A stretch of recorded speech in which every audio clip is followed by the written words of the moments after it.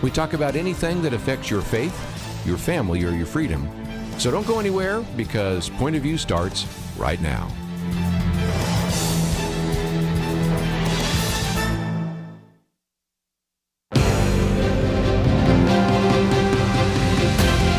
Across America, live, this is Point of View.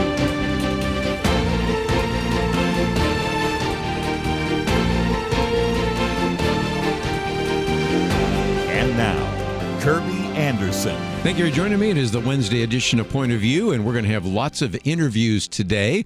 Sometimes we have lots of commentary. Today we're going to have a number of different interviews. Tomorrow we'll get back to some of the issues in the news, although, as you will see, much of what we'll be talking about relates exactly to what is in the news. Going to talk about persecuted Christians and what is happening in Nigeria in particular. Also some legislation that you may want to know about. A little bit later this hour, we're going to be talking about tariffs and the impact that has happened on the United States, on the global market, and much more. Next hour, Hans Spaskowski will be with us. We'll be talking about a Supreme Court decision having to do with the Trump administration wanting to reduce the size and scope of the government, and a number of other issues related to that as well. And so we will have quite a bit to cover today. But let's bring on our first guest, an individual that's been with us many times before, the Chief Executive Officer for Open Doors. That is Ryan Brown. We've had him on to talk about the plight of persecuted Christians. In the past, he's been a stockbroker, a singer and songwriter, concert promoter, and much, much more. But Ryan, welcome back to Point of View. Oh, Kirby, it's great to be with you again. Thank you so much. Let me just mention for people that might say, Open Doors, that sounds familiar. You, of course, each year have your World Watch list. The top of the list is North Korea, and then we have, of course, many of these various Muslim countries and the places where persecution is very intense, in Somalia and Yemen and Libya and Sudan and other places. But also we've talked with you about the fact that even though we see persecution with a capital P around the world, and those numbers are increasing, we also see a fair amount of persecution or restriction even in the developed countries because of digital technology, because of surveillance, and a number of other issues. So even though we tend to think of Brother Andrew and Open Doors of dealing with individuals behind the Iron Curtain, or certainly those who are in Muslim countries, your, in some respects, look at persecution and restriction has expanded somewhat, hasn't it? It really has. And persecution, it takes different shapes and forms in different places. We often refer to it as kind of the smash of persecution or the squeeze of persecution. The smash being some of those things that we most immediately associate with persecution. Those obviously martyred for their faith, those assaulted, church buildings being burned down, and those types of things. But there's also this idea of a squeeze, where life for Christians is made so difficult that they are practically forced to leave that area. That Christians are denied access to employment, they're denied access to education for their children, denied access to even sources of water there in the community. And when Christians are forced to leave, that decimates the church in those areas. So the church can come under attack under a variety of ways, whether it be that smash of persecution or the squeeze of persecution. Both are things that we need to be aware of and be leaning in to support our brothers and sisters around the globe. Let me just mention real quickly, we won't spend a lot of time on it, but we always point people to the World Watch list and how global persecution has surged rather dramatically. And now approximately 380 million Christians, like in 1 in 7 worldwide, are experiencing that. And so that's one of our articles. But the article that precedes it is the one I want to chat with you about for just a few minutes, and that is new attacks in Nigeria. And that is something we've talked about before with Paul Baraka and with you and others, but this has gone from bad to worse, hasn't it? It certainly has. And, in many cases, I see Nigeria as kind of indicative of a trend that is happening throughout sub-Saharan Africa. Nigeria certainly, could be seen as an epicenter. Currently, there's no other place on the planet where more Christians are martyred for their faith in Jesus than in Nigeria. So it has been and continues to to be a very dire situation, and that has escalated dramatically over recent months. Part of it has to do with your article talks about the fact that it's really under siege by terrorists. Can you explain that? Yeah, so there is a long history there, and unfortunately, it is one that has, in many prominent situations, has been mischaracterized. One of the dynamics occurring in Nigeria is as Fulani militants, as they are largely herdsmen. Largely, the Christian villages in these areas tend to be more farming, and so they have land.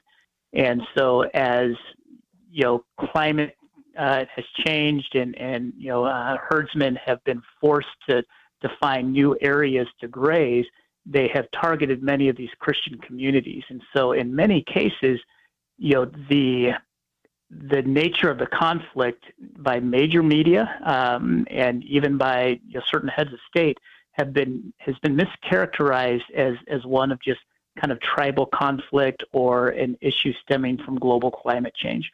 While those things are certainly present there, those are not the only driving factors in what is occurring. In many cases, those are have given opportunity to allow some of these underlying religious dynamics to be accentuated. It has allowed those that are in opposition to the Christian faith, those that would like to see that philosophy of the Islamic extremists broaden in the area. This has been, in essence, kind of that cloak under which it has given them opportunity, that umbrella under which they can operate, that has allowed so much of what's going on to be mischaracterized. Well, let's take a break, and when we come back, we'll get into a little bit more of that. But as we've mentioned before, when you portray this as herdsmen versus farmers, and they are certainly Fulani herdsmen, yes, but they're also Islamic Fulani militantists. And when they've attacked, the most recent one, and we have the article, which you can read if you would want to do so, this deadliest attack that took place June 13th in a camp, when they're shouting, Allahu Akbar, God is greater, and they're burning buildings, attacking people with guns and machetes, killing or injuring over 200 people and the rest. You can't do what the mainstream media has done and say, well, this is just tribal, or it's the conflict, the inevitable conflict between farmers and herdsmen. The militant aspect of this goes all the way back to Islam. And so I think that's really important to understand. And so if you'd like to have a little bit more information about that, it is our first article, which has the title, New Attacks in Nigeria Leave 200 Dead.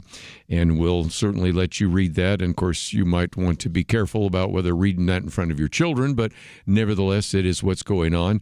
We also have, of course, information about open doors and how global persecution of Christians surged this last year, how that is well documented in the World Watch list, something I highly recommend that you get and maybe pass on to your missions pastor at your church and others so that you can have a time to pray for the persecuted church. When we come back, we'll also talk about not only what's happening across the globe, but also maybe some legislation that could be very helpful here at home. So we'll talk about that right after this.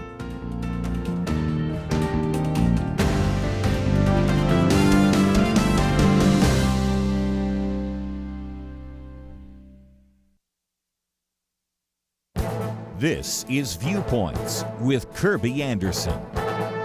You know, as we enter the 250th anniversary of this country, you would assume that Americans would have pride in this country.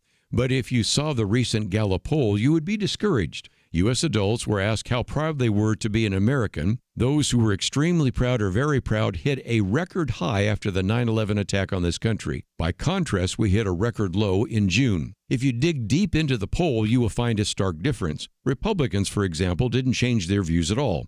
In 2001, 90% said they were extremely proud or very proud. In 2025, 92% of Republicans answered that way. As you can now imagine, the decline in pride was due to Democrats. In 2001, 87% of Democrats said they were extremely proud or very proud. By 2025, only 36% of Democrats answered that way. Although the trajectory was downward during this quarter century, the decline in pride for Democrats was much worse when a Republican was in the White House. Star Parker asks, why aren't Democrats proud to be American? She focuses on two factors, issues and religion. One important issue is abortion, which she says touches on our core values. Among Republicans, 77% identify as pro-life and 16% as pro-choice. Among Democrats, 83% identify as pro-choice and 12% as pro-life. Republicans say religion is important and are more likely to attend church. Democrats are just the opposite. A previous Gallup survey found that 3/4 of Democrats say they have no religion, and just a quarter of Republicans said the same. You know, these sobering statistics suggest we may not see much of a revival of pride in America during this 250th anniversary of America. I'm Kirby Anderson, and that's my point of view. For a free copy of Kirby's booklet, A Biblical View on Loneliness, go to viewpoints.info/loneliness. That's viewpoints.info/loneliness.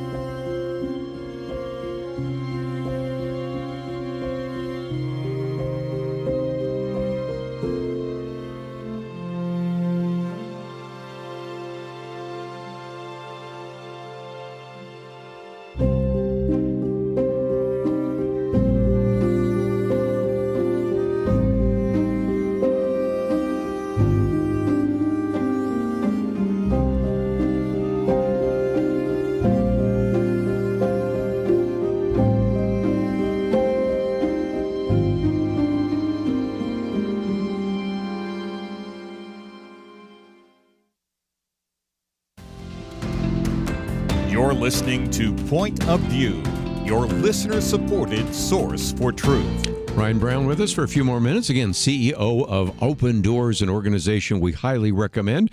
Would encourage you to support them, not only with your prayers, but also with your financial gifts. And certainly, Ryan, let's talk about what we can do. We certainly want to encourage all of our listeners to pray for the persecuted church.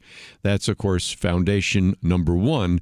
But the second idea that I thought we want to focus on is that one of the things we do quite frequently here at Point of View is to encourage people to take action. And our take action at the moment is to defend parental rights in America. There's a piece of legislation in the Senate, Family Rights and Responsibilities Act, and we encourage people to contact their members of Congress about pieces of legislation. And right now you have some legislation being considered, actually two pieces if I am correct, that we could begin to identify as ideas and ways in which even your elected representatives could maybe make a difference and change some of the things that we've been talking about. Can you explain? Yeah, so there are a number of ways that people can get involved. One of the ways that is a little bit broader reaching that I would encourage people to is specifically we are working with the church in Africa on what we're referring to as an Arise Africa initiative, in which we are trying to collect 1 million signatures around the globe of people that are calling on elected officials, heads of state, other actors to be first aware and to take action. We intend to present this petition to UN, to European officials, and other avenues in 2026. And so, that's just recently launched. We've got over 150,000 signatures already. We would encourage people to go to our website and sign that petition. That will allow us to speak with a voice. Sing as part of a chorus of many voices to raise awareness about these issues and request change. There, more specifically, you made reference to there are a couple of House bills that are in development currently that elected officials, one from Representative Smith in New Jersey, specifically focused on Nigeria, which we've been talking about, and sometimes these resolutions can be a little bit tricky in all transparency. Sometimes they can just take the form of kind of a condemnation, you will, of a government entity thousands of miles away, and it can be very questionable what type of effect those can have.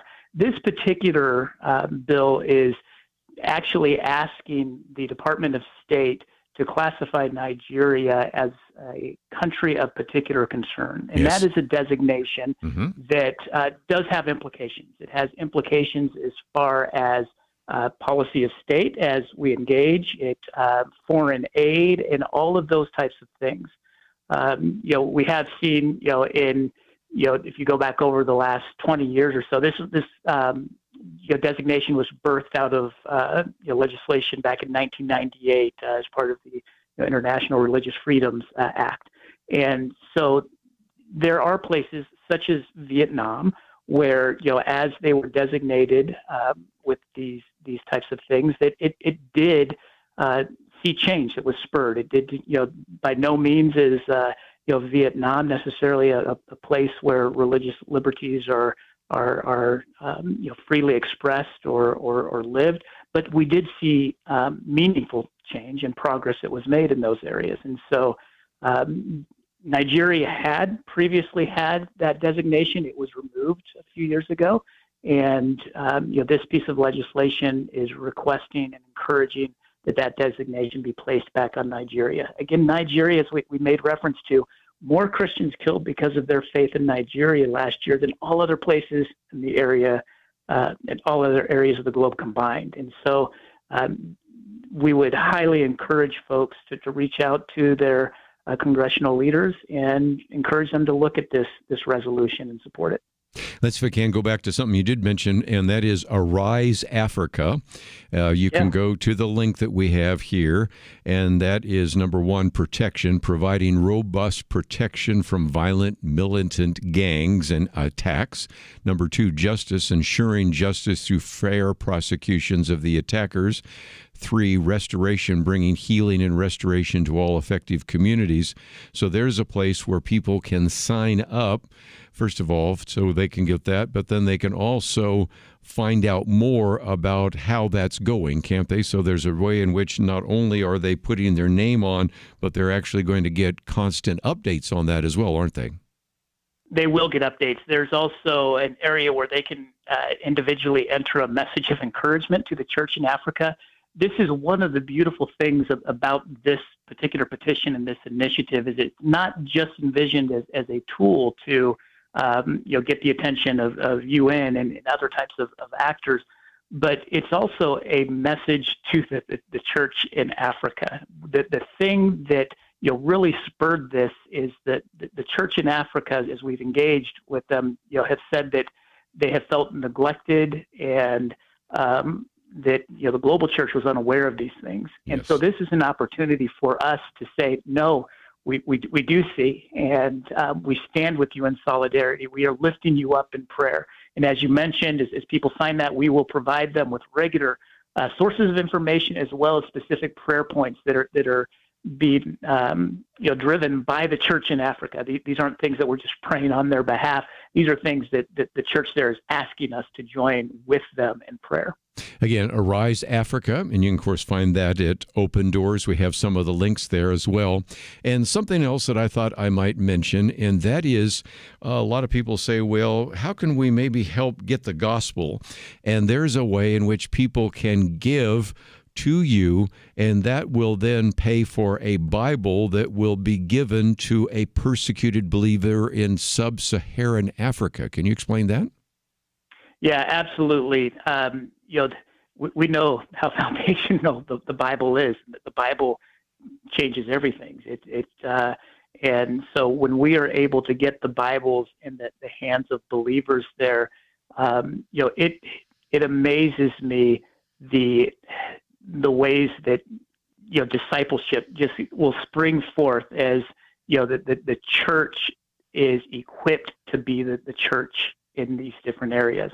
I think we can only imagine what that would be like to try to grow in our faith, to try to grow as disciples of Jesus Christ without access to the written Word of God. I can't imagine or fathom what that would look like in my own personal walk. But yet there are believers around the globe that is their reality, that they have such limited access to the Scriptures.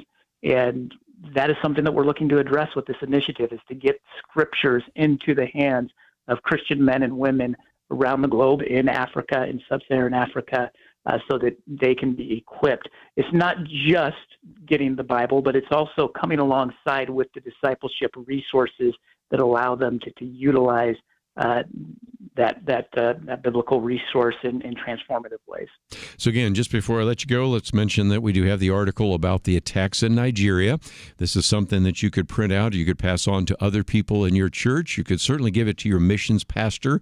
You could give it to the individual at your church responsible for praying, and I would encourage you to do that. We have information about Arise Africa. You can find that as well. And then I did want to mention, if you scroll down in one of the places where you could actually give a Bible to help grow the faith of a persecuted believer in sub-Saharan Africa. And of course, later on, we'll come back and talk about some of those legislative actions, which we certainly try to focus some time and attention on as well. So Ryan Brown, it is always a delight to have you on the program. It is always an encouragement to hear from you, and thank you for what you do at Open Doors. Thank you, and God bless you and what you're doing. Incredible ministry that you are helping to carry forward. Well, let's take a break, and when we come back, we're going to talk about tariffs. But I thought just before we go to a break, I thought I might just mention again, for those of you in the state of Alaska, especially those of you in the Fairbanks, North Pole area, we will be next week about this time in Fairbanks, and on that Thursday, which would be July 24th, that's a week from tomorrow, we will actually be doing a live broadcast. It'll be a remote broadcast from North Pole, Alaska. Now, if you happen to live nearby, can I encourage you maybe to come by the studio, come by the cabin, I guess would be a better way to say it, and then you could actually watch the program if you would like, or we are going to afterwards serve lunch to anybody that's a guest there. So if you would like to participate, of course, we're going to be on Alaska time, so the program goes from 10 a.m. to noon, and so we'll be having lunch at noon there. And so again, if you would like to join with us, it might be good to let KJMP know that you're coming, but we look forward to seeing you then. Let's take a break, though. We've got to talk about tariffs and the impact that they're having on the economy right after this.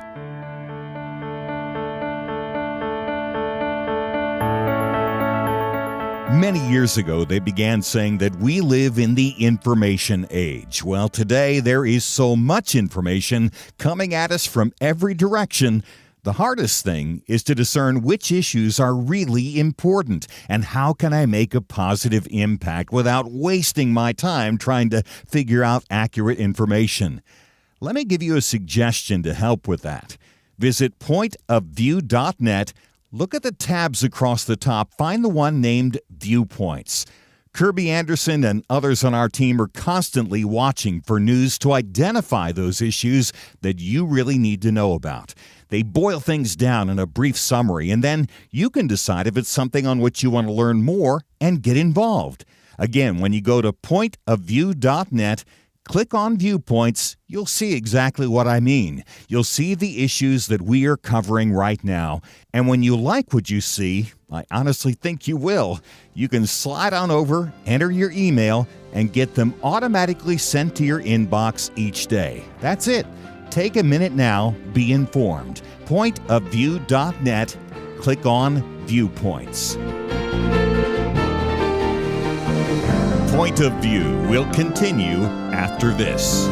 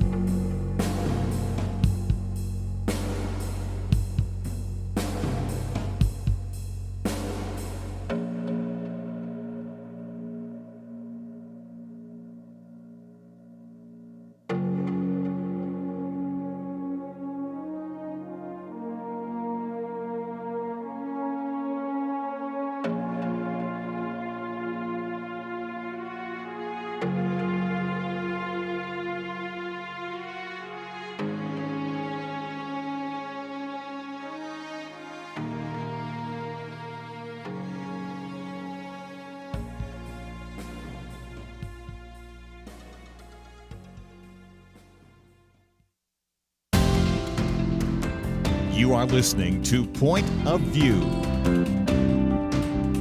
The opinions expressed on Point of View do not necessarily reflect the views of the management or staff of this station. And now, here again, is Kirby Anderson. We've talked about tariffs quite a bit on this program. We've had a chance to hear from Merrill Matthews and Stephen Moore and a variety of others. We're going to come back to that again. And this comes from one of those voices of young voices. Those are individuals that we've tried to post on the program and give you a chance to hear some of the rising individuals that are dealing with some of these very important issues. And one of those is Kyle Patrick Moran. He is a graduate in the University of Rhode Island. He also not only is one of the individuals that speaks to the group Young Voices, but also contributes to the American Enterprise Institute's project. It's called Critical Threats Project. And back in April, he actually posted a piece which was entitled Making Tariffs Ugly Again. Trump has pulled us back from the brink for now. But of course, here we are once again talking about tariffs. So I thought it would be good to have him come and kind of make his case. And so welcome to the microphone today, Kyle. We appreciate you writing this article and joining us today here on Point of View. Thank you very much for having me. Let's, if we can, talk about that, because when you wrote that, we were sort of on again, off again, which part of the problem is the unpredictability. The stock market does not like unpredictability, and I think it would be fair even for ardent Trump supporters to at least begrudgingly admit that there's an unpredictability about Donald Trump and tariffs. But of course, he had what was called Liberation Day. And I thought, if first of all, you might just share a little bit about why you felt it was important to write about this, especially given your background. Sure. So tariffs are something that have been more of an abstract concept to Americans for many decades at this point, given that we moved in the second half of the 20th century towards a much more free trade-based system. So when people are talking about tariffs, it's no longer in this country a discussion about, oh, we've seen this before, we know what this is going to be. It's more of almost a philosophical exercise, I write in my piece for The Spectator there, because it's not something anyone has really experienced to too much extent. In Trump's first administration, he did put a few tariffs on, but they were very, very narrow, targeted, and only on a few countries. So it wasn't anything near as broad-based as the Liberation Day tariffs were planning to be. So in terms of that, I think that once, if these come into effect, which to your point, it's very on again, off again, with a lot of uncertainty in the air, but if they do come into effect, a long-term impact of this could be a return to some extent of opposition to tariffs, because they will be seen as, once you get to a certain point, as being a tax on Americans. Well, let's see if we can talk about some that weren't that significant, which is why some people just said, well, it's like water off a duck's back. For example, implementing a 10% tariff on aluminum imports. That affects some people that have major businesses with aluminum. But as you, I think, said, aptly, a slightly more expensive aluminum foil probably doesn't affect the American consumer that much. By contrast, you also then talked about a Wall Street Journal article which had the here's the iPhone and here's the iPhone with tariffs. Now, that's going to affect a lot more of our listeners, isn't it? Absolutely. And yeah, the aluminum foil is what I always reference there, because he did place tariffs back in his first administration on aluminum imports. And people made a big deal out of it in the media, but it didn't impact people very much because, okay, the tin foil at the grocery store went up. I mean, that's not going to hurt too many people. But the broader impact of these far more expansionist tariffs definitely will have more of an impact. And so that Wall Street Journal article really cites the impact that this could have if a lot of these tariffs come into effect, which despite talking about for many months now, most of them have not. Trump himself has walked back many. The courts have paused some of them. And we're in negotiations for free trade deals with an undisclosed number of countries. So we'll see where all of that comes to play. But he does change his tune on this on any given day. One day he'll be talking about tariffs as a negotiating tactic, and the next he wants to use them to ensure that we have an American-made iPhone. And I mean, that would be even worse than the journal was citing for domestic prices. And as somebody who supports American manufacturing, I think we just have to be pragmatic here. We can build a lot of stuff in this country. We can have good-paying jobs for Americans in the manufacturing sector while recognizing that we don't want an American-made iPhone and that would not be in anyone's interest. Right. And again, we'll get into this in just a little bit, because if indeed some of those are made through essentially almost slave labor or certainly below minimum wage labor, you can understand why they are cheaper. But let me jump in for just a minute with a little bit of history, and you can kind of add or delete to what that is, because whenever we've talked about tariffs, every once in a while I say, well, do the name Smoot-Hawley ring a bell? And the sad reality is, and you're well educated, but a lot of young people are going, I've never heard that phrase. And I think it's probably good to give everybody a little bit of history. And that is, Willis Hawley was the representative from the state of Oregon and introduced a tariff bill in 1929. In the Senate, you had Reed Smoot, which is where you got the name, of course, Smoot-Hawley. And that one was a little different, passed in 1930. And eventually, this was a retaliation from different countries. And so as a result, even at the time, there were people expressing that this was very significant, because one of the bills that was being proposed even back in the 1980s, and this goes back to the time when Ronald Reagan was in office, and you had some people that had protectionist mindset, they wanted to oppose, can you believe it, a 25% tax on all imports from Japan, South Korea, Taiwan, and Brazil. Sound familiar? So there have been some times in which, in the 1930s, the times in the 1980s, and here now in the 2020s, in which sometimes there's been this desire for protectionism. And I don't want to say that Smoot-Hawley created the Great Depression, but I think it would be fair to say, Kyle, that it took a problem that already existed and might have made it worse. Is that fair? Oh, absolutely. And to your point on the car imports there, there definitely was a push for it. But I have to say, even though it did have some consequences for some of the companies that couldn't keep up, the fact that we build as many cars as we do in this country, not just the American brands like Ford, but other companies, Honda builds an enormous number of cars here, as does Hyundai, which are both foreign companies. A lot of that has to do with the fact that we opened up our auto trade with the rest of the world. And I got to tell you, I have seen some statistics. I wasn't around for it, but I've seen some statistics on what American cars in the 60s and 70s were like. And having to compete with the likes of Toyota and Honda saved the American automotive industry. And I think that's fair to say. I've had a lot of people over the years say, I've always bought American, and I have until fairly recently.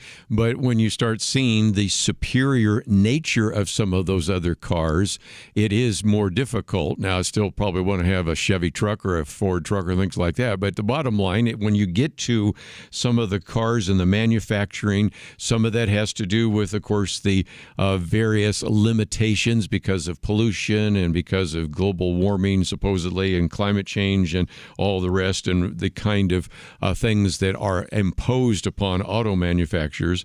But there also is a benefit, and I think that's the point we're making here, to a global market in terms of being able to buy much more. And even if you say, well, I don't really like this idea of globalization, well, do you like your iPhone? And what would it be like to have an iPhone produced because of tariffs? The estimate from the Wall Street Journal was that the cost of production would rise by a nearly 50%. So figure out that iPhone, and I imagine most of our listeners have an iPhone or a smartphone of something like that, and imagine having to spend 50% more for it. I found that most Americans aren't quite as interested in that. So let's take a break and we'll come back. But also, let me open up the phones. Maybe you have some thoughts about tariffs. Kyle has written a very good piece. It goes on for 3 pages, and he's a political commentator with Young Voices, a graduate graduate, as I mentioned, of the University of Rhode Island. Also, of course, has published in American Enterprise's Critical Threats Project. Also, you can find some of his material at Real Clear Politics and others, and we wanted you to know more about his writing, and so we've given you an opportunity to find out a little bit more about him, as also find out a little bit more about some of his writing. So all of those are resources that are available on our website at pointofview.net. But if you'd also like to join us, maybe you have some thoughts about tariffs, 1-800-351-1212. We'll continue our conversation and give you a chance to express your opinion once we once again try to figure out what will be the next round of tariffs that come from this president. And so again, we've got some great material for you. Might also point you back to my piece on tariffs, April 9th, 2025. I think there's one April 25th, 2025. So there's a couple of very good articles on tariffs that you can read as well. And we've posted quite a number of articles on our website. We'll be right back.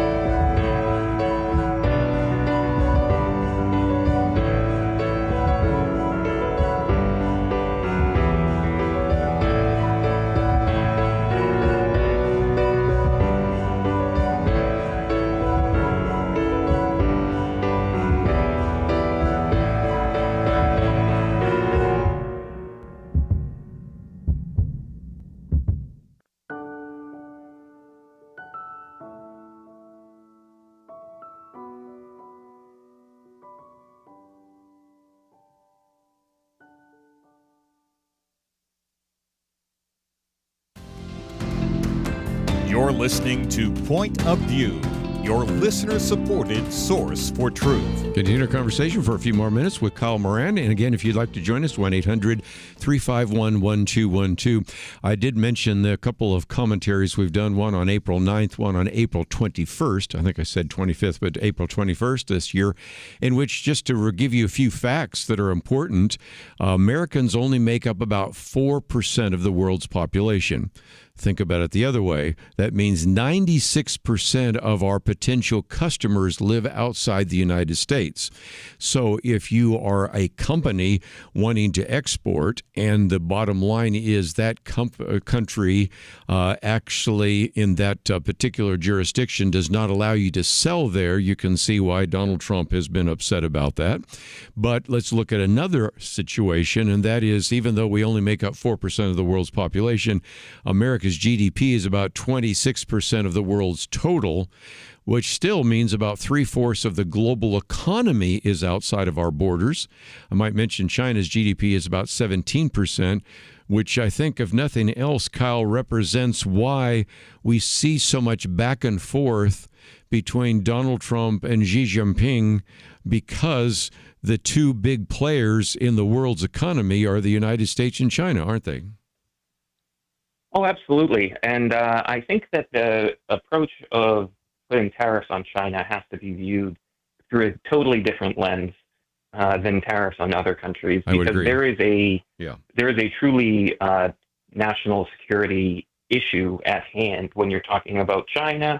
Their domination of certain industries, their very anti-competitive practices, currency manipulation, you name it. So when Trump is putting tariffs on China, for instance, that is very separate to me than when he's doing it on a country such as Vietnam, which is actually instrumental in getting some of the manufacturing out of China. Well, and again, I'm glad you brought that up. That was kind of where I was going, so you already anticipated that. And that is, sometimes this is done because Donald Trump, President Trump, thinks that the particular situation of free trade is not fair and not fair trade.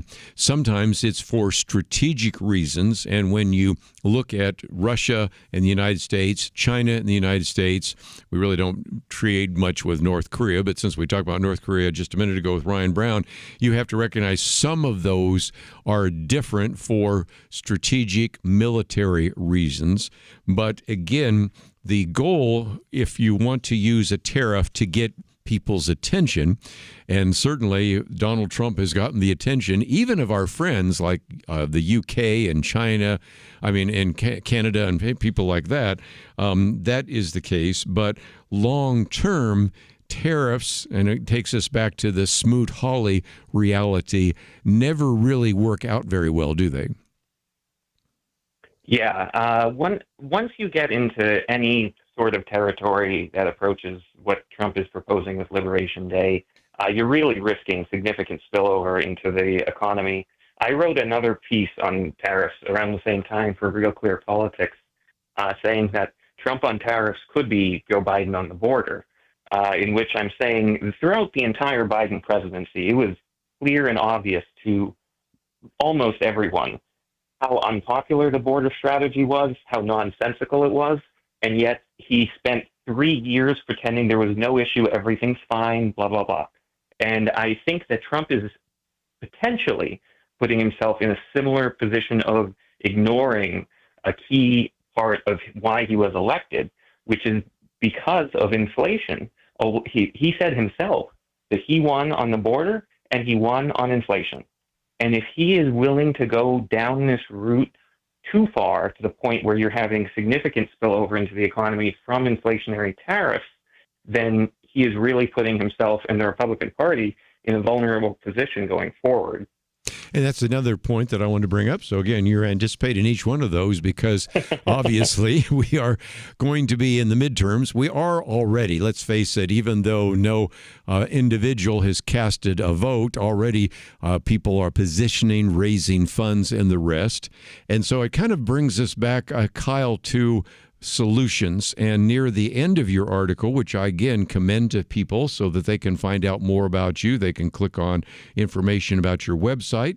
But in addition, they can also click on this particular article that we've posted, Making Tariffs Ugly Again. You say that if Trump is serious about wanting to lower barriers of trade for American goods overseas, then we should welcome further free trade negotiations with countries. Trump is right that many of them do have high high or fairly high tariffs and barriers to entry than we do. But the correct approach is not to start a trade war, but rather to get other countries to treat us fairly. And so as a tactic, sometimes that has worked.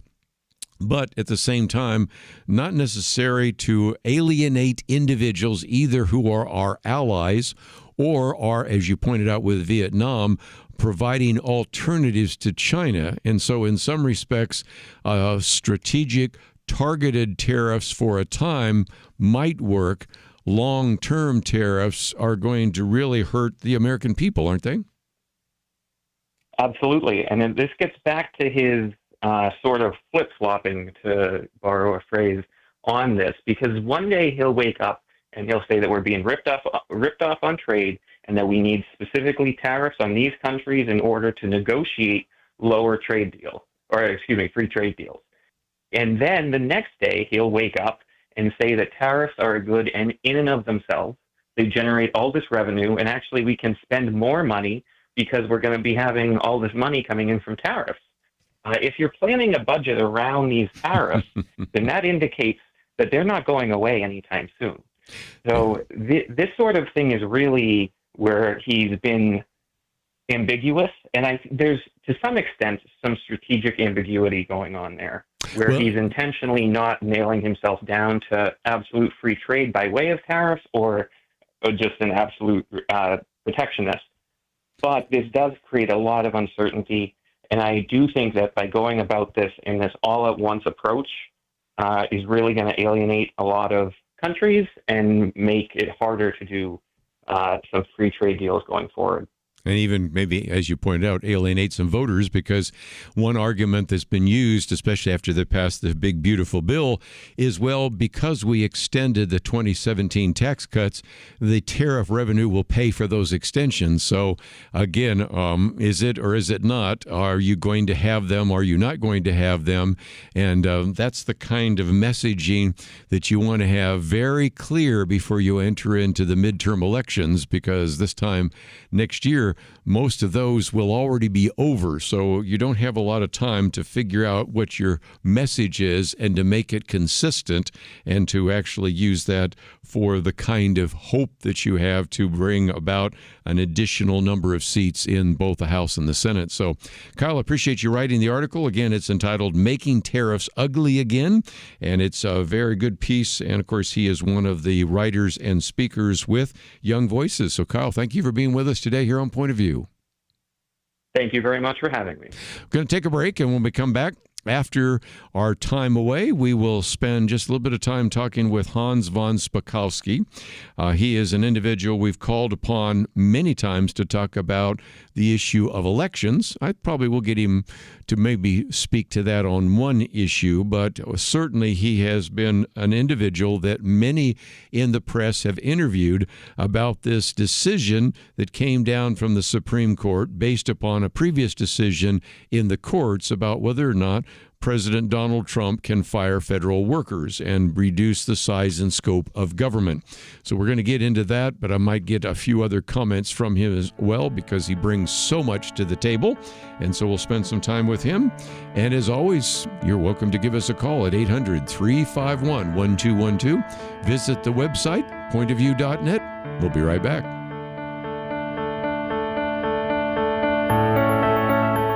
It was not that long ago that censorship appeared to be almost inevitable. Free speech was being attacked and strangled in many places. And some of us wondered if this was the end. But now, many feel a new sense of hope, a chance for a fresh dawn. Let me caution you, now is not the time to relax. It's a time to press forward, to use this fresh opportunity to proclaim and learn how to apply truth to current issues. By the fact you're here, listening right now, that tells me that you recognize the vital role Point of View plays as a voice of truth. For more than 50 years, we've informed and equipped people who have made a real difference. And when you give to Point of View today, you breathe life into what can be a new golden era for the truth. Please, take a moment right now and invest in truth. Visit pointofview.net or give it 1-800-347-5151. That's pointofview.net. Click in now or call 1-800-347-5151. Point of View will continue after this.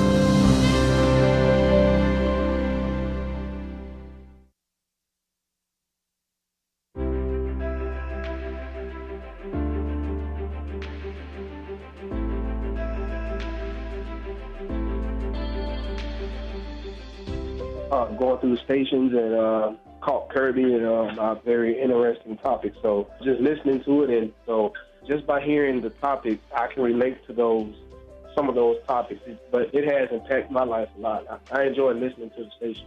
I appreciate Point of View. You've been great and wonderful. A lot of information, and I really appreciate all your work you do. My wife and I have listened to Point of View for about 17 years now. We just want you to know how much you have meant to us in our lives. I've gotten a real education since I've started listening to Point of View. I want you to think, what would we do? How ignorant would we be if we didn't have Point of View? And come on, guys, give something to Point of View to make sure we don't lose this wonderful voice. And thanks again for what you do. Thank you, Kirby. I consider this my school time, so my 2 hours of school each day. So thank you very much. Point of View Radio Talk Show.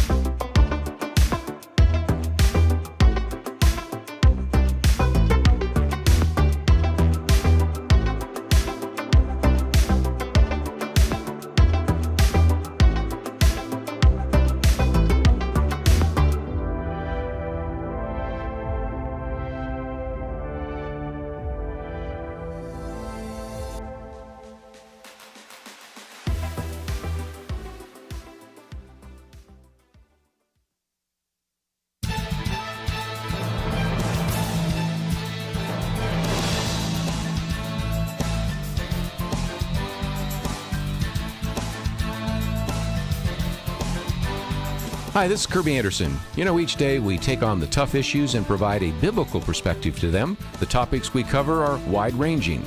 Apologetics, theology, prophecy, creation and evolution, intelligent design, marriage, family, child-rearing, the millennial generation, trends in society, politics, economics, business, religious liberty, the Constitution, public policy, foreign policy, military policy, tensions in the Middle East, abortion, homosexuality, pornography, sexual ethics, media, technology, history, and America's godly heritage. We talk about anything that affects your faith, your family, or your freedom.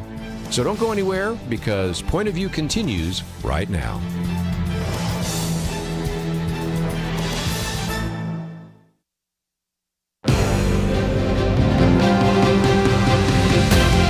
Across America, live. This is Point of View.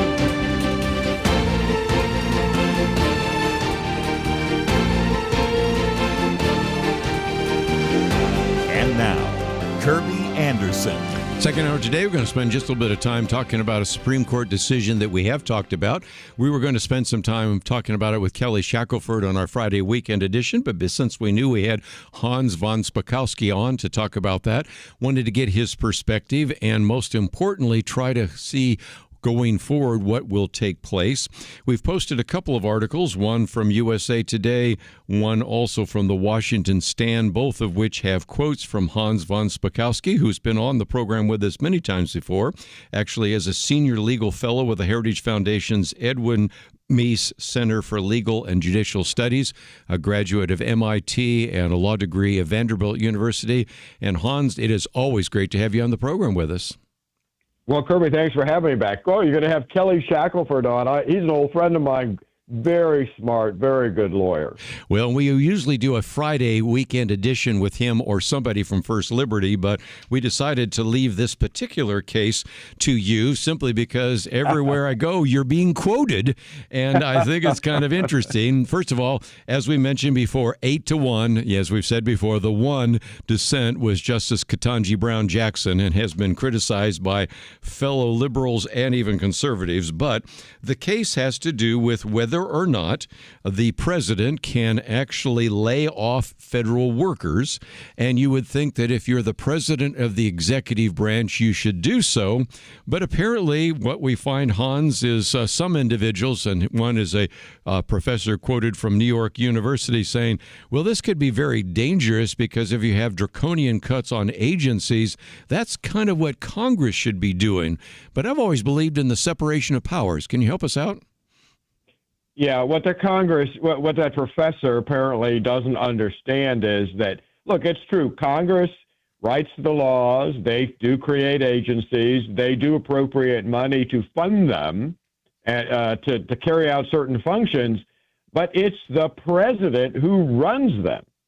You know, he's the person, the president, his appointees, who are responsible for implementing and administering everything the executive branch does. And so while Congress, for example, may say, well, we're going to appropriate, $50 million for a particular agency to do A, B, and C, it's the president who then hires, supervises the employees inside that federal agency to carry out A, B, and C. And the idea that the chief executive doesn't have the ability to supervise, hire, or fire those people is just, it's not only absurd, it's clearly unconstitutional, because as the head of the executive branch, he's got that power. And we saw that in the latest emergency stay, for example, that was issued by the Supreme Court regarding the Department of Education. And look, the facts in that case ought to make people realize just how badly some of these lower court judges are, and that what they're doing is pure ideology. I mean, Kirby, one thing everybody could keep in mind, right? There is not a single school or college anywhere in the United States that is run by the Department of Education. Not a single one, right? All K through 12 schools, All colleges and universities are either run by local governments and the states or by private institutions. So if the Department of Education were shut down tomorrow entirely, it would not affect the operations of a single school anywhere in the country. And yet, you had a Biden appointee, a judge in very liberal Massachusetts, issue an injunction over the fact that the Trump administration wanted to lay off about 1,400 employees in the Department of Education. The Department of Education has over 4,100 employees. And yet this judge said, keeping the Department of Education running with these employees is essential, and that if they were fired, it would damage education throughout the United States. I mean, she had no basis. She had no basis for saying there are going to be terrible consequences from these 1,300 people being laid off. In fact, by the time she got around to her injunction to say that firing these people would somehow terribly impact education, over 500 of them, actually almost 600, they'd already left. Yes. Because they took the reduction in force early retirement package. That's right. And that didn't in any way hurt things. And in essence, what this judge said was that the president couldn't fire a single employee in the Department of Education without getting her permission, which is just ridiculous. And obviously the Supreme Court recognized that. Let's come back to this case because it was filed by the American Federation of Government Employees, a labor union, and they were arguing that what the Supreme Court did the other day was a serious blow to our democracy, put the services that the American people rely on in grave jeopardy. It's almost the same argument. But you were quoted as saying that the union's case was astonishing because it is not new or unprecedented. The idea that this is going to cause some kind of huge problem with the federal government being able to carry out its duties is, as you said, frankly ridiculous, which is why I wanted to post this for people to read it for themselves, because you're getting this counterpoint, but the sky is falling if indeed we actually let even one federal employee go. And you say, we've been doing this for a long time, and it's not going to jeopardize the future of the United States of America. Yeah. What's particularly just preposterous about this lawsuit was that what the president was proposing was a reduction in force. Reduction in force are so common in Washington, they have an acronym. They're called RIFs. And almost every president, including, for example, Barack Obama, Bill Clinton, all did RIFs in which they tried to reduce the workforce in particular agencies. So the idea is something new. And look, we're talking about the part of education here, and only about 1,400 employees getting laid off. But if you take all of the numbers, all of the employees that DOJ and the Trump administration has proposed firing or terminating, it only adds up to about 5.5% of the entire federal workforce. Yes. So the idea that the federal government would stop functioning if you fire about 5.5%, again, that is just absurd, and we clearly know that's not correct. I don't know if you saw it, Kirby, but just within the last day or so, the State Department laid off about 3,000 employees 3,000 inside the State Department's headquarters in Washington. They said it took them 3 months to even get a number of how many people were employed in the Washington headquarters. Amazing. Let's take a break. We have a lot more to cover, but again, I don't want to keep Hans von Spankowski too long, but do have a few other points. We'll focus on those right after this.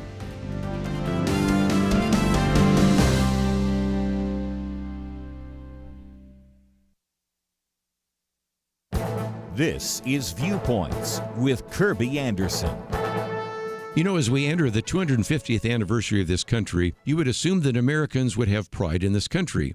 But if you saw the recent Gallup poll, you would be discouraged. U.S. adults were asked how proud they were to be an American. Those who were extremely proud or very proud hit a record high after the 9/11 attack on this country. By contrast, we hit a record low in June. If you dig deep into the poll, you will find a stark difference. Republicans, for example, didn't change their views at all. In 2001, 90% said they were extremely proud or very proud. In 2025, 92% of Republicans answered that way. As you can now imagine, the decline in pride was due to Democrats. In 2001, 87% of Democrats said they were extremely proud or very proud. By 2025, only 36% of Democrats answered that way. Although the trajectory was downward during this quarter century, the decline in pride for Democrats was much worse when a Republican was in the White House. Star Parker asks, why aren't Democrats proud to be American? She focuses on two factors, issues and religion. One important issue is abortion, which she says touches on our core values. Among Republicans, 77% identify as pro-life and 16% as pro-choice. Among Democrats, 83% identify as pro-choice and 12% as pro-life. Republicans say religion is important and are more likely to attend church. Democrats are just the opposite. A previous Gallup survey found that 3/4 of Democrats say they have no religion, and just a quarter of Republicans said the same. You know, these sobering statistics suggest we may not see much of a revival of pride in America during this 250th anniversary of America.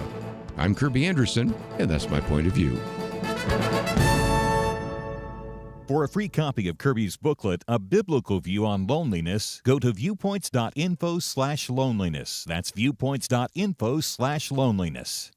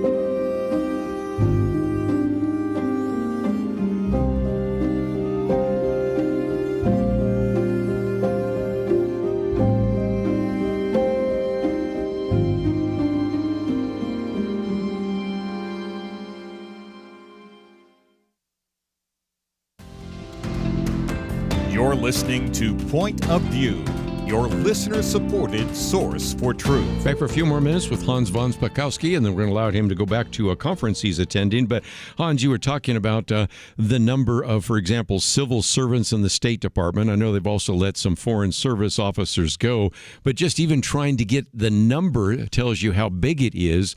But I thought I'd get your comments about something else, because what happens if you fire individuals and they don't leave? The Justice Department, under Donald Trump, has announced a lawsuit against 3 members of the board of the Corporation for Public Broadcasting who he attempted to fire, and they said, we're not leaving. That's pretty amazing. Yeah, it is. And he has terminated the heads of a number of so-called independent federal agencies. And those cases, at least one of them, eventually is going to get to the Supreme Court. And it's going to settle an issue that has now been bubbling up for a long time, which is basically this. Starting in the 1930s, Congress started creating all of these, what they called independent federal agencies, over which the president has no supervisory authority whatsoever. And in fact, the only thing a president can do is nominate, and the Senate confirms, the heads of those agencies. But they continue to serve even when a new president comes in. That is, I believe, unconstitutional. I think a lot of constitutional experts will tell you that's unconstitutional. Why? Because those independent agencies what are they doing? They're carrying out executive branch functions, and yet the constitutional head of the executive branch, the president, has no supervisory authority over them. So, and you have these cases of these commissioners, not just at public broadcasting, but other agencies, disputing and saying, well, the president can't fire us. And like I said, at least one of those cases, maybe more, is going to get to the Supreme Court, and the Supreme Court is going to issue a decision. And I think those who believe that or are hoping Trump loses, I think the court's going to side with Donald Trump and say, under separation of powers, Congress can't interfere with the president's authority over the executive branch. Makes sense. Now, again, I want to maybe just focus on one other issue before I let you go, and you can find this at heritage.org. First of all, I'd encourage you to support the Heritage Foundation. I do, and it's a great organization, but you just recently posted a piece called Due Process and Aliens, what they are and are not entitled to in immigration proceedings. And I'm going to use that after I let you go, because it does seem to me that some of the people that are in the mainstream media, matter of fact, most of the people in the mainstream media, fail to understand that if you're here illegally, you do not have full access to all the constitutional rights of citizens. Can you explain? Yeah, the biggest problem, the biggest confusion they apparently are laboring under is they confuse criminal prosecutions with immigration proceedings, which are civil in nature. And the easy way to understand that is look, if the government's prosecuting you criminally for, murder, rape, assault, it doesn't matter whether you're a citizen or an alien. You've got access to all the constitutional rights. If cops arrest you, they have to read you your Miranda rights. You have the right to remain silent. If you can't afford a lawyer, the government will furnish one to you. When the government is going after an illegal alien and trying to remove them from a country, that's not a criminal prosecution. It is a civil proceeding. Therefore, they don't have to read you your rights. The government doesn't have to provide you with a lawyer. Hearsay evidence, which can't be used in a criminal case, it can be used in an immigration proceeding. And in fact, immigration courts, the judges aren't even real judges. They're just employees of the U.S. Justice Department. And your due process rights, you got them in those immigration proceedings, but they're very limited, and they are what Congress has decided to give you based on statutes. And let me tell you, if you're outside of the United States and you're an alien trying to get in, you have absolutely no constitutional rights of any kind whatsoever. The government can exclude you for any reason or no reason at all. The courts, the Supreme Court, has said that on multiple occasions. Very good. Just before I go, I thought yesterday was the All-Star game in Atlanta, and you might remember 4 years ago they moved it from Atlanta to Denver because of the supposed draconian Jim Crow kind of election laws. You've been our go-to person all these years, and I think this is maybe a overreaction then, and a resolution now to the fact that maybe, though, arguments being made against Georgia's voter integrity laws weren't as draconian as we were being led to believe 4 years ago. So that is absolutely right. In fact, they had record registration, record turnout in the last election with all those new provisions in place. The plaintiffs who sued failed in their court litigation, and one of the great things the Trump Justice Department did once Pam Bondi took over is they dismissed the lawsuit that had been filed by the Biden administration against those new election law reforms. So Atlanta and Georgia is cooking along very well, and they've put in some very good reforms. Well, again, I appreciate all that you do. You've been kind of our go-to person over the years on election issues. Certainly, you've been quoted quite a bit on this decision 8-1 to remove that injunction. And I just wanted to let people know also that you have been writing and speaking on the issue of due process and aliens. So thank you for joining us today here on Point of View. Kirby, thanks for having me.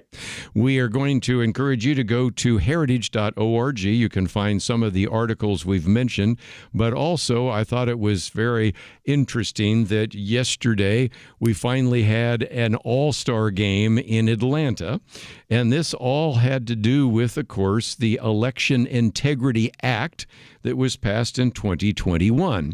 And as you heard me say yesterday, it was not something that was draconian. It was basically common sense measures.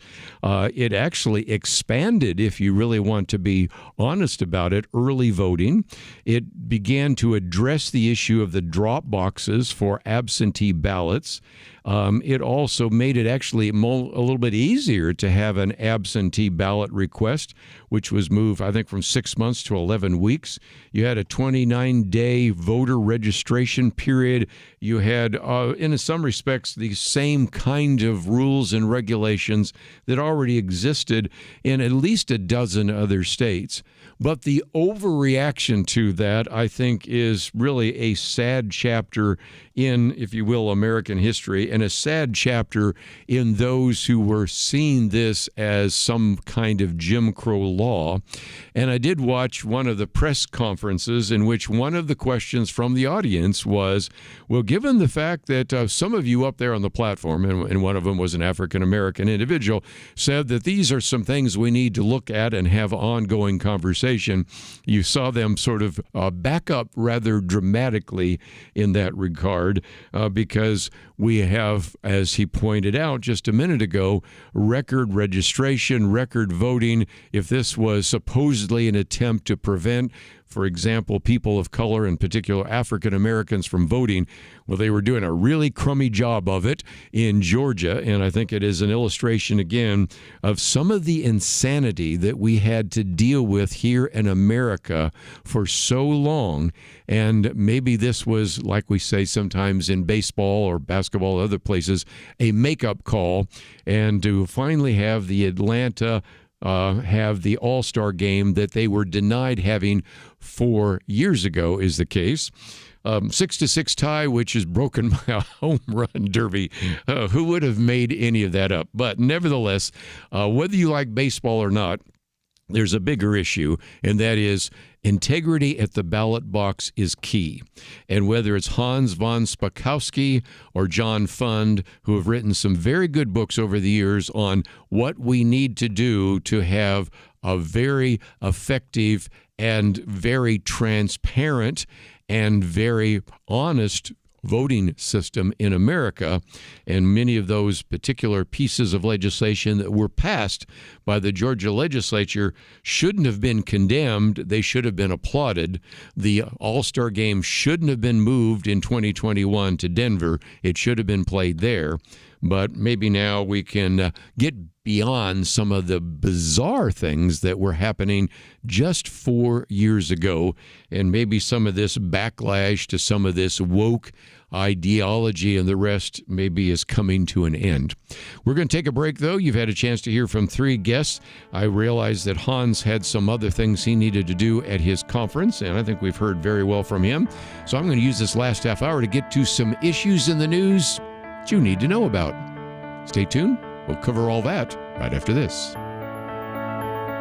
At Point of View, we believe there is power in prayer, and that is why we have relaunched our Pray for America campaign, a series of weekly emails to unite Americans in prayer for our nation. Imagine if hundreds of thousands of Americans started praying intentionally together on a weekly basis. You can help make that a reality by subscribing to our Pray for America emails. Just go to pointofview.net and click on the Pray for America banner that's right there on the homepage. Each week you'll receive a brief news update, a specific prayer guide, and a free resource to equip you in further action. We encourage you to not only pray with us each week, but to share these prayers and the resources with others in your life. Join the movement today. Visit pointofview.net and click on the banner Pray for America right there at the top. That's pointofview.net pointofview.net. Let's pray together for God to make a difference in our land.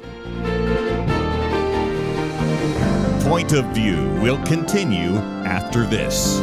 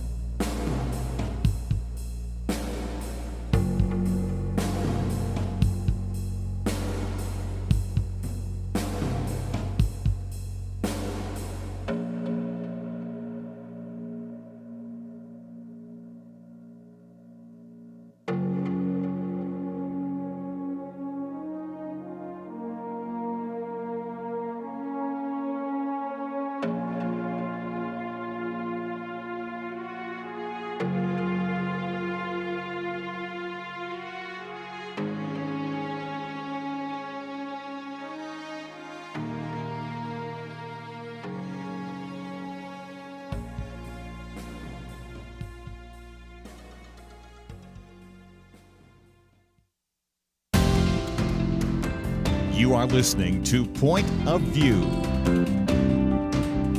The opinions expressed on Point of View do not necessarily reflect the views of the management or staff of this station. And now, here again, is Kirby Anderson. Final half hour, let me just mention real quickly that we had some time with Hans von Spakowski.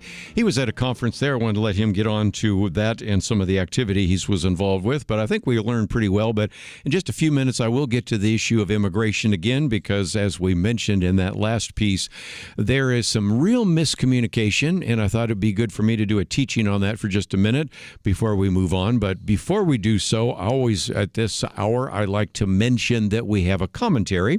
My commentary today is entitled Pride in America. You've heard me talk about it again, but it's worth mentioning again that as especially we're entering into now the 250th anniversary of this country, you would expect that there would be pride in America. Now, again, some of you are younger and you were not around when we had the 200th anniversary in 1976.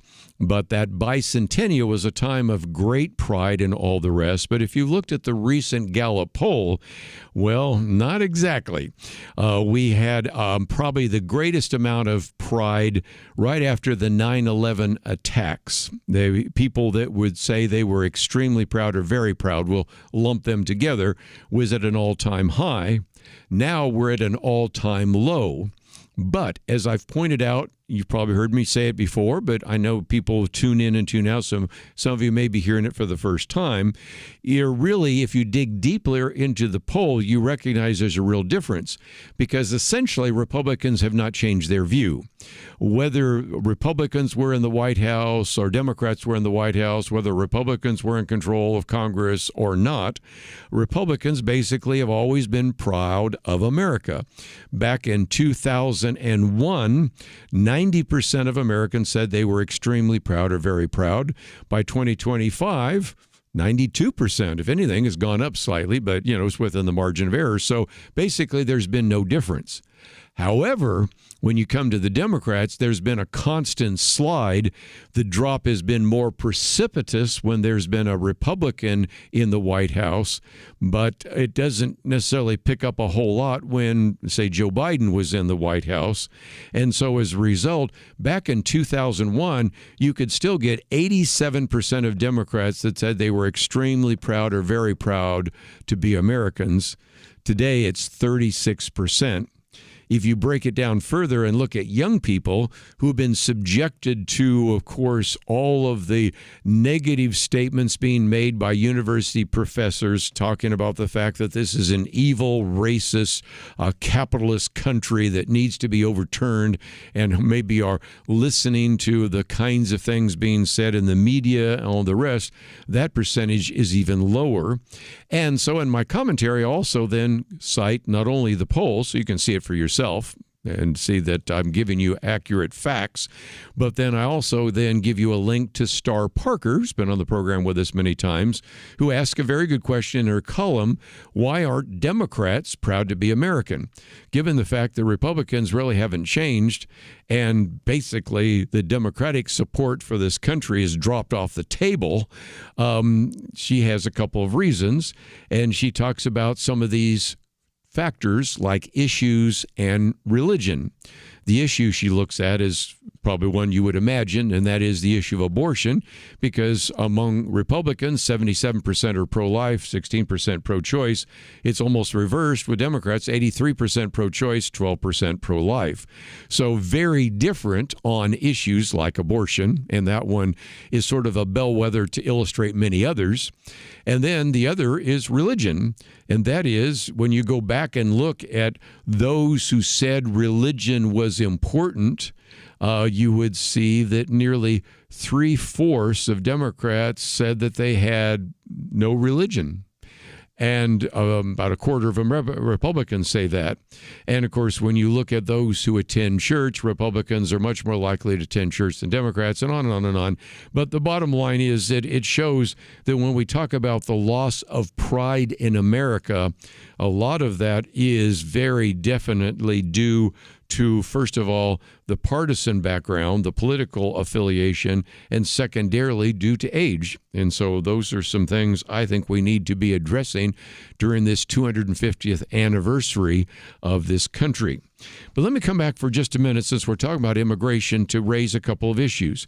Hans von Spakovsky talks about the fact, and I want to reiterate it again, that people in the media, and many times even pundits who should know better, don't understand that immigration cases are not criminal proceedings.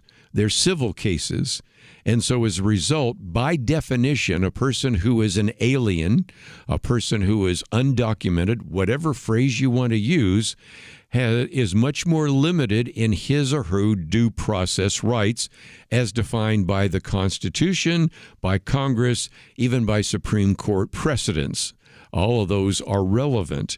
And those rights oftentimes differ on whether they're trying to enter this country or whether they're already here legally or illegally, as well as whether or not they're on a visa or a status. So it's a little more complicated, but I think the first very significant dividing line is immigration cases are civil, not criminal proceedings. Does that make sense?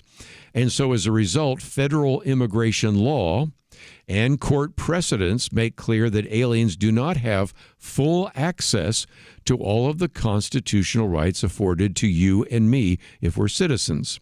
More importantly, number two, immigration statutes that we have on the books prohibit a review of specified federal actions by federal courts and even limit what federal courts have in terms of their jurisdiction over particular claims by aliens.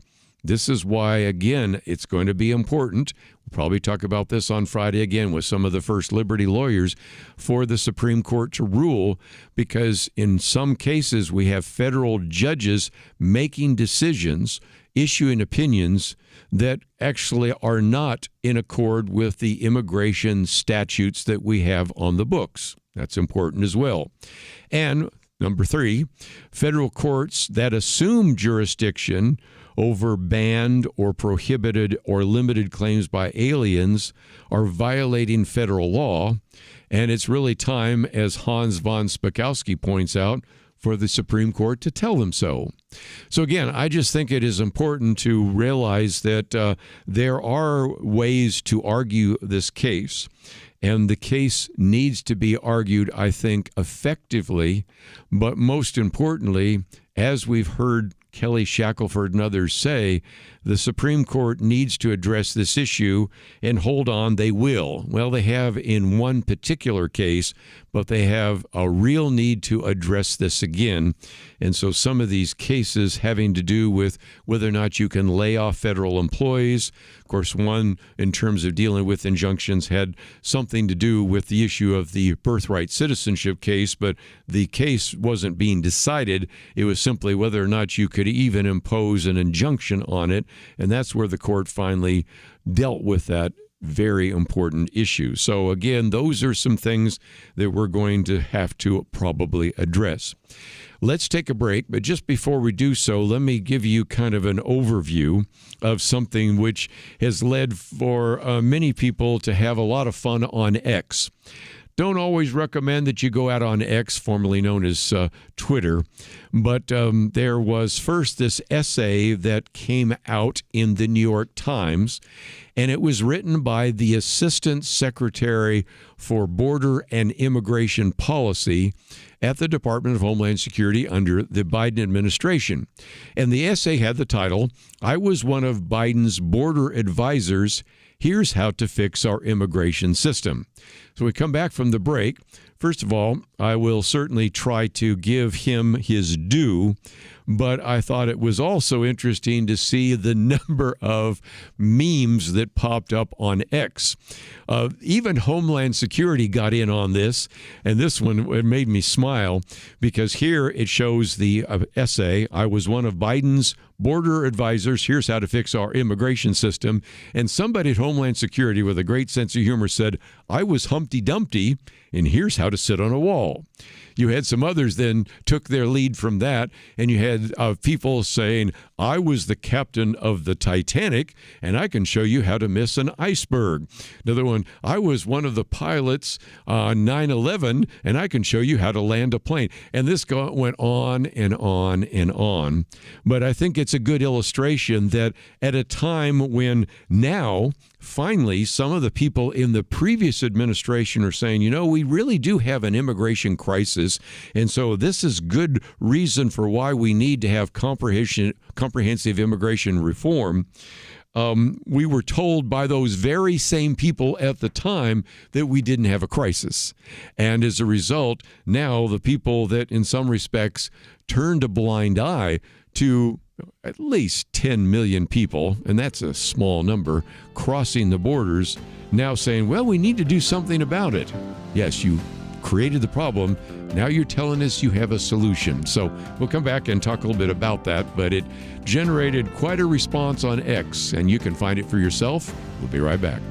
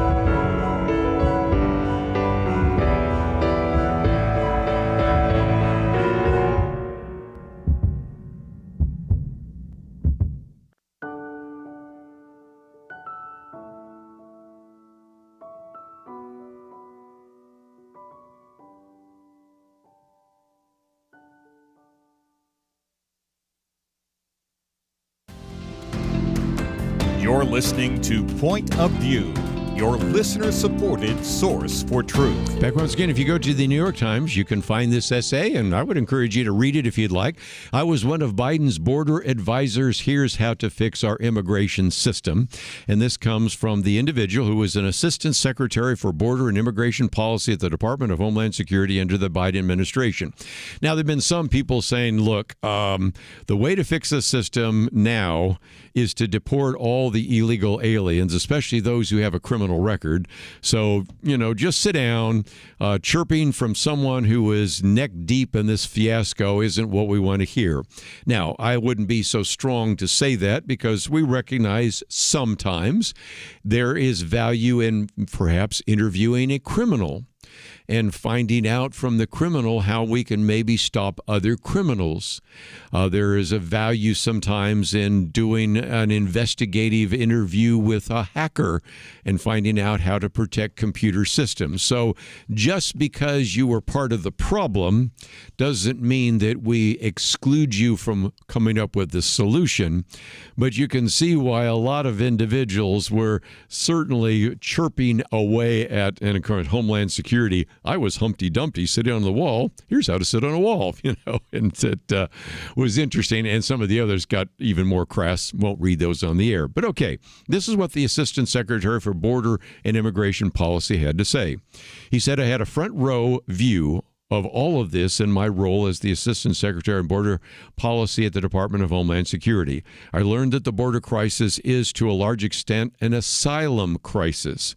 Our broken immigration laws have increasingly incentivized economic migrants to claim that they fear persecution in order to start a lengthy administrative process that allows them to remain in the United States and work.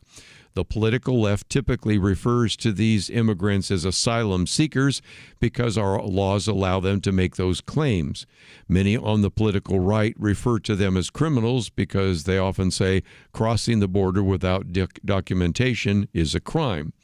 Okay, I could make some real significant comments, but the most significant one is at least you have somebody now that's worked with Homeland Security admitting the obvious, and that is if I show up at the border and say, I'm here because I want to get a better job, might not be able to get in. If I say I'm here because my life is threatened, I then am given a court date and then enter into the country. And in many cases, the administration then even gives us a court date so far in the future that the chances of me showing up on that court date are slim and none, and trying to track me down will be very difficult. I think that's fair, right?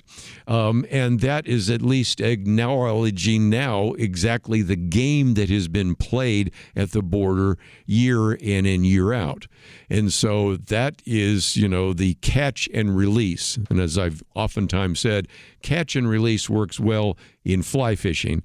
It has been a disaster in this country because I think we can all say with virtual certainty that the so-called 10 million that it came in during Biden's administration, and I don't believe the number, but I'll use it since that's the one in the media right now, that a very small fraction of those individuals would really qualify as true asylum seekers.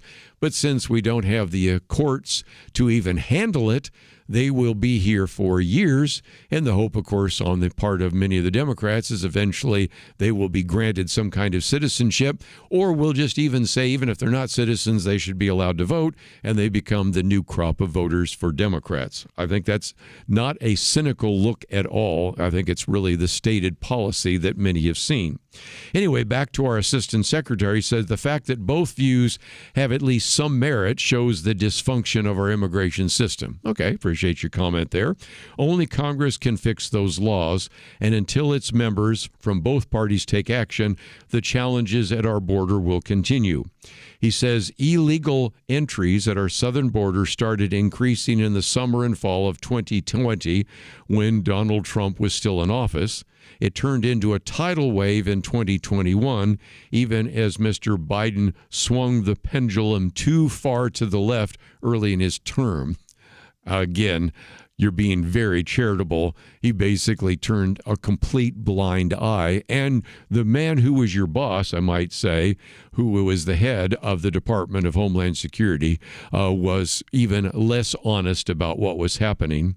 And so as a result, including a 100-day pause on most deportations, he says, I was in Del Rio, Texas. I, of course, know where that is. just again in the state from which we're broadcasting today in September 2021, and saw the chaos that resulted when as many as 15,000 people amassed under the international bridge. And at this point, that's when some people are saying, okay, I'm just going to stop reading. Yes, you were part of it, and you did nothing about it. Alessandro Majoris, who was the Secretary of Homeland Security, did nothing about it. And now we are where we are. Okay, there are some solutions, and one of those is, first of all, to come back to something we mentioned just a few minutes ago, to recognize that just because you are here illegally doesn't confer to you all the rights of being a citizen of the United States. When we have people shouting due process for aliens, due process for the undocumented, whatever phrase they might want to use, that is not understanding the laws that we have on the books and the judicial precedents that have come down. Some people oftentimes say, well, shouldn't we think about this biblically? And again, I will hold this up. This is one of the Outlook articles which we have written. Maybe we should turn it into a booklet, but it is entitled, you can see here, Borders, Immigration, and Deportations. And it goes into some detail with lots of scripture verses and lots of various kinds of theological perspective on, first of all, immigration and the rule of law. A lot of that goes back to Romans 13. Then what about some of these Old Testament laws that talk about how do we treat what were described in the Bible as aliens or immigrants or sojourners? We take you through those, but also help you to understand that there are a lot of caveats in that particular issue. And then we have a whole section just on additional biblical principles that need to be addressed there as well, and to come up with something that would be kind of a biblical perspective on the issue. So again, this issue of immigration is going to be with us for some time. You just can't rip a verse out of context and then use that to justify your position, nor can you scream due process for the undocumented or due process for the aliens unless you understand the legal situation we have in this country. And of course, we also have, as this particular individual reminds us, the abuse of a system that we have put into place to deal with true, valid asylum seekers. So there are lots of issues on the table. Each day we will try to address many of those, and I hope that you'll take the time to find many of the articles that we've posted here today. We, of course, have information about Open Doors, the press release, and some of that material, and I would certainly encourage you to find out more about what is going on with persecuted Christians. We have the piece by Kyle Moran on making tariffs ugly again, and then a couple of articles where there are some very good quotes from Han von Spaskowski on this very important issue as well about the layoffs within the federal government. So we've covered a lot in 2 hours, but there's still some other issues we certainly could cover, which is why we are looking forward to our Thursday and Friday programs here on Point of View.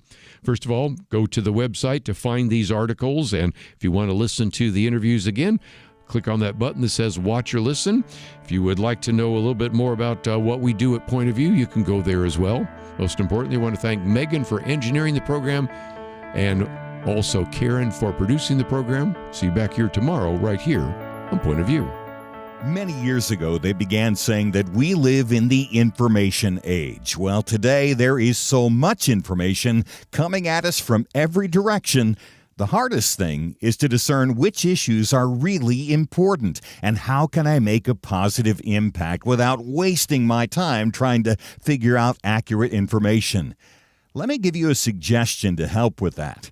Visit pointofview.net. Look at the tabs across the top. Find the one named Viewpoints. Kirby Anderson and others on our team are constantly watching for news to identify those issues that you really need to know about. They boil things down in a brief summary, and then you can decide if it's something on which you want to learn more and get involved.